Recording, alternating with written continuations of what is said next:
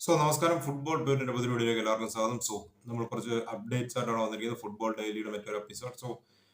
നോക്കാനായിട്ടാണെങ്കിൽ first തന്നെ പറയാനായിട്ടുള്ള എവർട്ടന്റെ കാര്യമാണ്. എവർട്ടന്റെ points deduction 10 എന്നുള്ളത് 6 ആക്കി ചുരുക്കിയിട്ടുണ്ട്. നമ്മൾ നോക്കുകയാണെങ്കിൽ നവംബറിൽ profit and sustainability rules premier ലീഗിന്റെ ബ്രീച്ച് ചെയ്തതിന് എവർട്ടന് ഒരു 10 പോയിന്റ്സ് റിഡക്ഷൻ കൊടുത്തിരുന്നു.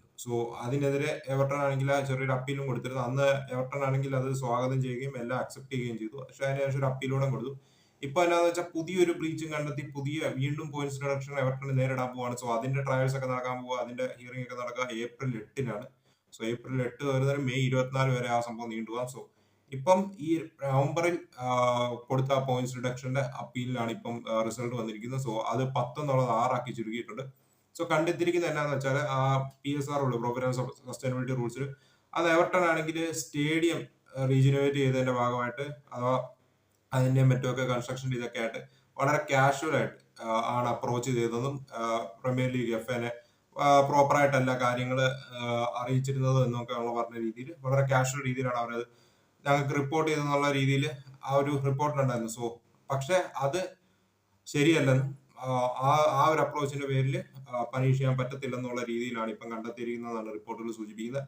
അതിനകത്ത് തന്നെ 10 എന്നുള്ളത് 6 പോയിന്റ് ആക്കി ചുരുക്കി ആൻഡ് എവർട്ടൺ 17 നിന്ന് 15 സ്ഥാനത്തോട്ട് ഇതോടുകൂടി വരികയുണ്ടായി. It's a great news for Everton. പക്ഷെ ഇനി അടുത്ത ബ്രീച്ചിനെ കുറിച്ചുള്ള അടുത്ത പോയിന്റ്സ് റിഡക്ഷനും മറ്റേതിനെ കുറിച്ചൊക്കെയുള്ള ഇതിനിയും തുടങ്ങാൻ പോവുകയാണ്.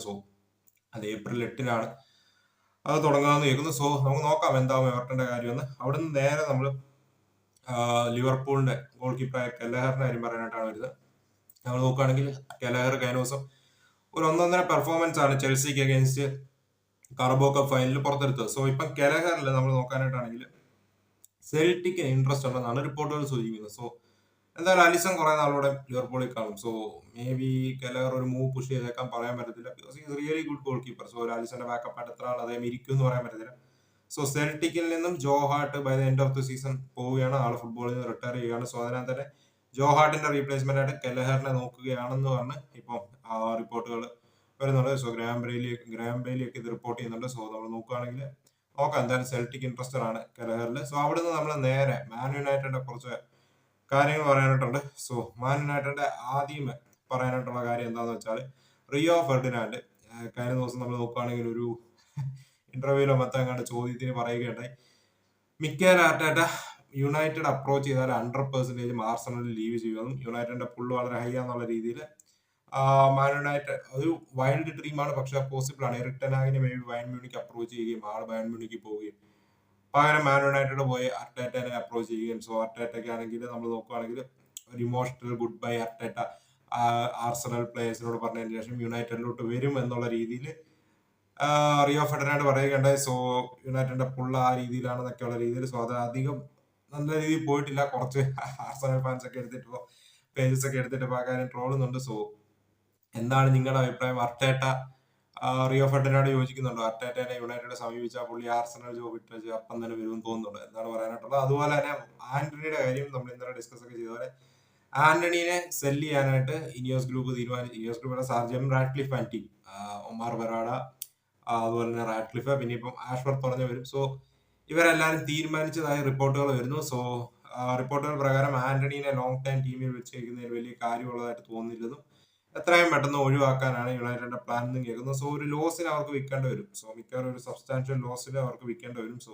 ദേ ആർ എക്സ്പെക്ടിങ് എ 50 മില്യൺ യൂറോസിന്റെ അങ്ങാണ്ട് ഓഫർ എക്സ്പെക്ട് ചെയ്യുന്നു എന്ന് റൂമറുകൾ കേൾക്കുന്നുണ്ട്. പിന്നെ കേൾക്കുന്ന വേറെ കാര്യം, സൗദിയിൽ നിന്ന് ഈ ഒരു മണി വരാൻ സാധ്യതയുള്ളതായിട്ട് അവർ കാണുന്നുള്ളൂ. മേ ബി ഒരു ലോൺ ഡീലിനും അവർ വിടാനായിട്ട് റെഡിയാണെന്നും റിപ്പോർട്ട് കേൾക്കുന്നുണ്ട്. ആന്റണി നെക്സ്റ്റ് സീസൺ യുണൈറ്റഡ് വിടാനായിട്ടുള്ള സാധ്യത വളരെ ഹൈ ആണ്. Erik ten Hag was also given up on Antony എന്നാണ് കേൾക്കുന്നത്.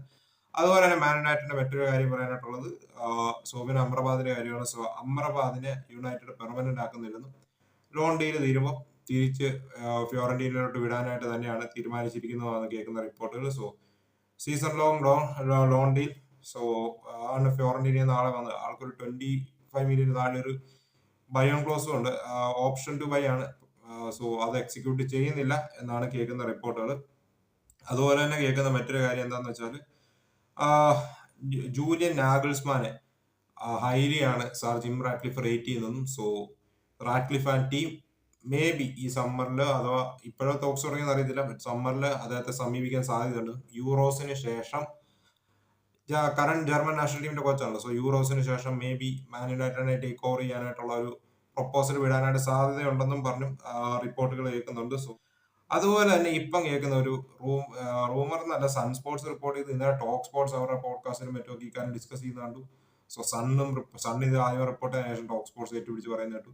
സോ പറയുന്നത് എന്നാന്ന് വെച്ചാല് നമ്മുടെ റോസ് ബാർക്ലി ഇല്ലേ, ലൂട്ടൺ ടൗണിന്റെ മിഡ്ഫീൽഡർ, പുള്ളിയെ കസമീറോയുടെ റീപ്ലേസ്മെന്റ് ആയിട്ട് കസമീറോ നെക്സ്റ്റ് സീസൺ മിക്കവാറും യുണൈറ്റഡ് വിടാൻ സാധ്യതയുണ്ട്. യുണൈറ്റഡിന്റെ സെല് ചെയ്യാനായിട്ടുള്ള ലിസ്റ്റിൽ Casemiro, Raphael Varane, Harry Maguire ഒക്കെ ഉണ്ട്. സോ കസമീറോയുടെ റീപ്ലേസ്മെന്റ് ആയിട്ട് ലൂട്ടൺ ടൗണിന്റെ മിഡ്ഫീൽഡറായ റോസ് ബാർക്ലീനെ Man United Jim Ratcliffe and team target ചെയ്ത് ഇൻട്രസ്റ്റഡ് ആണ് എന്ന രീതിയിൽ ഇന്നലെ സൺ സ്പോർട്സ് റിപ്പോർട്ട് ചെയ്ത് ഏറ്റെടുത്തുകൊണ്ട് ഒരു ടോക്ക് ഷോ തന്നെ ടോക്ക് സ്പോർട്സ് നടത്തുകയുണ്ടായി.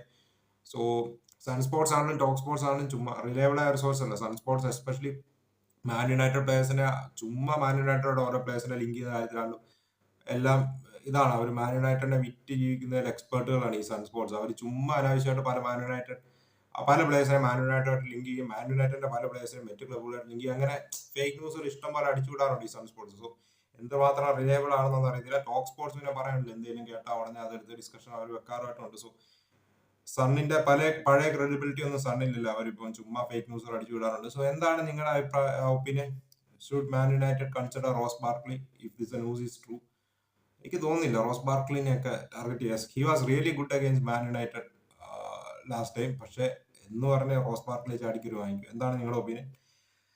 സോ അവിടുന്ന് നേരെ നമ്മള് ഡാനി ആൽവസിന്റെ കാര്യമാണ് പറയാനായിട്ട് ഉദ്ദേശിക്കുന്നത്. സോ ഡാനി ആൽവസിന്റെ ക്ലബ് ലെജൻഡ് എന്ന് പറയുന്ന സ്റ്റാറ്റസ് ബാർസലോണ റിമൂവ് ചെയ്തിരിക്കുകയാണ്. സോ നമുക്കറിയാം ആളെ സെക്ഷൽ അസോൾട്ടിനും മറ്റുമൊക്കെയാണ് 4 years പ്രിസണിലോട്ട് വിട്ടിരുന്നു.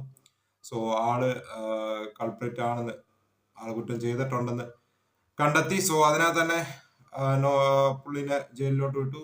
പണിഷ്മെന്റ് ഭാഗമായിട്ട് പുള്ളി കൾപ്രിറ്റ് ആണ്. സോ ബാർസലോണ ലെജൻഡ് എന്ന് പറയുന്ന സ്റ്റാറ്റസ് ഇങ്ങനെ ഒരു ഒഫൻസ് ചെയ്ത ആൾക്ക് കൊടുക്കുന്നത് ശരിയല്ല. സോ ബാർസലോണ ലെജൻഡ് സ്റ്റാറ്റസ് ഒക്കെ കൊടുക്കുക എന്ന് പറഞ്ഞാൽ ഫോർ സമ്മൺ ലൈക്ക് ദിസ് റിസ്കിയാണ്. സോ അതിനകത്ത് തന്നെ ക്ലബിന്റെ ഇമേജിനെ അത് ബാധിക്കും. And club has removed the legendary status of Dani Alves from the club. So is no longer a Barcelona legend officially in paper എന്ന് പറയേണ്ടത്. സോ അവിടെ നമ്മൾ നേരെ നോക്കുകയാണെങ്കിൽ മാൻ യുണൈറ്റഡ്, ആർസണല്, ബാർസലോണ ഈ 3 ക്ലബുകളുമായിട്ടും സ്പോർട്ടും മറ്റുമൊക്കെ സ്പോർട്ടാണ് ഈ കാര്യം റിപ്പോർട്ട് ചെയ്തിരിക്കുന്നത്. അമഡോ ഒനാനയെ, എവർട്ടന്റെ ഡിഫൻസീവ് മിഡ്ഫീൽഡറായ ബെൽജിയം ഇന്റർനാഷണൽ ആയ അമഡോ ഒനാനയെ ഇപ്പൊ ലിങ്ക് ചെയ്തിട്ടുണ്ട്. എന്താണ് നിങ്ങളുടെ opinion? Should Man United Arsenal consider it? I think Arsenal Man United ബാർസലോണയെക്കാളും ഐ തിങ്ക് തോമസ് പാർട്ടിയുടെ ഒരു റീപ്ലേസ്മെന്റ് ആയിട്ട് I think Arsenal might snatch Amadou Onana എന്നാണ് എനിക്ക് തോന്നുന്നത്. So Everton 51 million pounds, almost 60 million 62 million യൂറോസോളം വരും ആണ് പ്രൈസ് ടാഗ് ആയിട്ട് ഇട്ടേക്കുന്നത് നിൽക്കുന്നത്. So it's not to high for a Premier League proven defensive midfielder. So I think Man United Arsenal, I think Barcelona Amadou Onana deal പുള്ളിയൊന്നും തോന്നില്ല. So ഒനാനെ ഇപ്പം കുറെ നാളായിട്ട് ബാർസലോണയായിട്ട് ലിങ്ക് ചെയ്ത് കാണുന്നുണ്ട് പല സോഴ്സുകളും. മേ ബി ഡിസ്കഷൻസ് നടത്തി കാണും. പക്ഷെ ഐ തിങ്ക് നമ്മളെ ലിസ്റ്റിൽ ഹൈ അല്ല. അതുപോലെ തന്നെ ആർസണൽ ആൻഡ് മാൻ യുണൈറ്റഡ് രണ്ടുപേർക്കും ഒരു ഡിഫൻസീവ് മിഡ്ഫീൽഡർ നെക്സ്റ്റ് സീസൺ വേണം. ഐ തിങ്ക് ആർസണൽ ഈ ഡീൽ പുൾ ഓഫ് ചെയ്യാനായിട്ടുള്ള സാധ്യത ഒട്ടും തള്ളിക്കളയണ്ട. കാരണം I think they need a replacement for Thomas Partey and Jorginho is getting older. So I think they need a defensive midfielder, physical, tall. So Onana suits the list. And on the ball അബിലിറ്റിയും ആണ് മോശമല്ല, extraordinary ആണെന്നില്ല, but he's good. So അതിനകത്ത് തന്നെ I think is A good option for all clubs. അവിടുന്ന് നേരെ നമ്മൾ Marco റൂയിസിന്റെ കാര്യമാണ് പറയുന്നത്. സോ മാർക്കോ റൂയിസ് നമുക്കറിയാം 2012 ആള് ബൊറുസിയ ഡോർട്ട്മുണ്ടിൽ വരുന്നത്. 400-ലധികം മാച്ചസ് ക്ലബിന് വേണ്ടി കളിച്ചു, 160-ലധികം ഗോളുകൾ നേടി. So 3 DFB super cup, 2 DFB പോക്കല് 2016-17 2021 DFB പോക്കല് നേടിയിരുന്നു. സോ പക്ഷെ ലീഗ് ടൈറ്റിൽ മാത്രം, ബുണ്ടസ് ലീഗ മാത്രം അദ്ദേഹത്തിന്റെ കയ്യിൽ നിന്ന് ഒഴിഞ്ഞു പോയിക്കൊണ്ടിരുന്നു. പലതവണ ക്ലോസ് ആയി വന്നെങ്കിൽ എസ്പെഷ്യലി ലാസ്റ്റ് സീസൺ വളരെ ക്ലോസ് ആയിരുന്നു, പക്ഷെ ജസ്റ്റിന് പോയി. സോ ആള് by the end of the season 34-കാരൻ ക്ലബ്ബ് വിടും എന്നാണ് ഇപ്പോൾ കേൾക്കുന്ന പല റൂമറുകളും. സോ സാൻഡി ജെഫും കൂടാതെ നമ്മുടെ ജർമ്മനിയിൽ നിന്നുള്ള ചില സോഴ്സുകളൊക്കെ റിപ്പോർട്ട് ചെയ്യുന്നുണ്ട് ഈ കാര്യം. സോ നമ്മൾ നോക്കാനായിട്ടാണ്, ഇത് ഒഫീഷ്യലോ തീരുമാനിച്ച കാര്യമൊന്നുമല്ല, ബട്ട് ഹീസ് കൺസിഡറിങ് എന്ന് കേൾക്കുന്നത്. അതുപോലെ തന്നെ Borussia Dortmund is also considering to let Marco Reus go. So Reus captaincy ഒക്കെ ഈ സീസൺ ഒഴിഞ്ഞിരുന്നു, ആൾക്ക് ക്യാപ്റ്റൻസി പ്രഷർ താങ്ങാമായിരുന്നു. സോ അതിനകത്ത് തന്നെ ആള് ക്യാപ്റ്റൻ സാമ്പാന്റെ ഒക്കെ ഒഴിഞ്ഞിരുന്നു. സോ ആള് ഈ സീസണിൽ നമ്മൾ നോക്കാനായിട്ടാണെങ്കിൽ ആൾ കണ്ടിന്യൂസ് ഇഞ്ചറി ഇഷ്യൂസ് അലട്ടുന്ന ഒരു പ്ലെയർ ആണ് ഈ Marco Reus. So club legend ആണ്. പല ടോപ്പ് ക്ലബുകളും ആളെ സമീപിച്ചപ്പോഴും ആൾ അത് റിജക്ട് ചെയ്ത് ബൊറൂസിയ ഡോർട്ട്മുണ്ടിൽ തന്നെ സ്റ്റിക്ക് ഓൺ ചെയ്തു. Club legend for no doubt. But Bundesliga league title മാത്രം ആൾക്ക് അടിക്കാൻ പറ്റില്ല. അത് മാത്രമേ ഉള്ള ഒരു വിഷമം. ആൻഡ് ബൊറൂസിയ മൊച്ചൻഗ്ലാഡ്ബാക്കും അതുപോലെ തന്നെ MLS ക്ലബുകളും താരത്തിൽ ഇൻട്രസ്റ്റഡ് ആണെന്നും താരത്തെ സമീപിച്ചും എന്നും പറഞ്ഞാണ് റിപ്പോർട്ടുകൾ കേൾക്കുന്നത്. സോ ബുണ്ടസ്ലീഗയില് Gladbach is interested in bringing him. So നമുക്ക് നോക്കാം എന്തായാലും ആൾ ബുണ്ടസ്ലീഗയിൽ തന്നെ നിൽക്കോ. ബൊറൂസിയയുടെ ഒരു റൈവൽ ക്ലബ്ബ് ആയിട്ട് പോയി, അതായത് ബൊറൂസിയക്കെതിരെ കളിക്കാനായിട്ട് ബൊറൂസിയ മൊച്ചൻഗ്ലാഡ്ബാഗിൽ പോകുമെന്ന് നമുക്ക് നോക്കാം. എന്തായാലും നോക്കാം ആള് ഗ്ലാഡ്ബാഗ് തിരഞ്ഞെടുക്കും. മിക്കവാറും MLS മൂവ് നടത്തും. മിക്കവാറും MLS മൂവ് തള്ളിക്കളയണ്ട. ആളെ എനിക്ക് തോന്നുന്നില്ല ഡോർട്ട്മുണ്ടിന് അഗെയിൻസ്റ്റ് ലീഗിൽ കളിക്കാൻ ആഗ്രഹിക്കുന്നത്. എന്താണ് നിങ്ങളുടെ opinion? Should Dortmund extend Reus or Reus club വിടണോ? എന്താണ് ഒപ്പീനിയൻ പറയുക. സോ അവിടുന്ന് നേരെ നമ്മൾ അടുത്ത ന്യൂസിലോട്ട് പോവുകയാണെങ്കിൽ ബയൺ മ്യൂണിക്ക് അറിയാലോ, അൽഫോൺസോ ഡേവിസിന്റെ കാര്യം അറിഞ്ഞാണല്ലോ. ബയൺ മ്യൂണിക്കിന്റെ താരമായ അൽഫോൺസോ ഡേവിസ് റയൽ മാഡ്രിഡുമായിട്ട് പേഴ്സണൽ ടൈംസ് അഗ്രി ചെയ്തു. So David Ornstein, Fabrizio Plettenberg, Christian Falk എല്ലാവരും ഈ കാര്യം റിപ്പോർട്ട് ചെയ്യുന്നുണ്ട്. സോ ഇറ്റ്സ് ഓൾമോസ്റ്റ് ഒരു പ്രൈസിൽ എത്തിച്ചേരുക മാത്രമാണ് ഇനി മിച്ചം ഇരിക്കുന്നത്. So last year of the കോൺട്രാക്റ്റിലാണ് അടുത്ത വർഷത്തേക്ക് കയറാൻ പോകുന്നത്.